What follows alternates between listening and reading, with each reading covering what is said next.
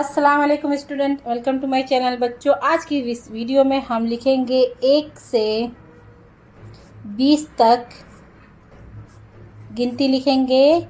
1 से 20 तक गिनती लफ्ज़ों में। किस में लिखेंगे हम लोग? लफ्ज़ों में। ठीक है, तो बच्चों शुरू करते हैं। ध्यान दीजिए आप लोग।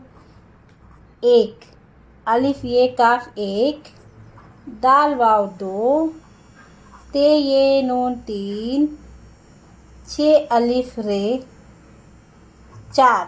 ठीक है, ये 6 है। पे अलिफ नून 6 5, 6 है 6। सीन अलिफ ते 7, ये हो गया अलिफ मदा 8 है 8। नून वाव 9, दाल सीन 10। ठीक है, ये 10 तक हो चुकी है। अब लिखेंगे 11 से 20 तक।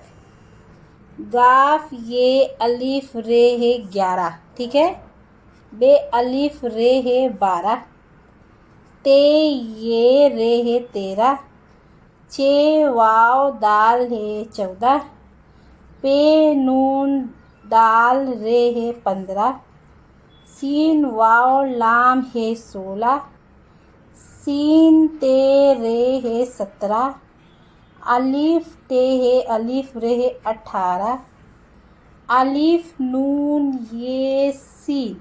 ठीक है, 19। उसके बाद में आएगा 20, बे ये सीन 20। ठीक है, तो आज की वीडियो में इतना ही। Thank you.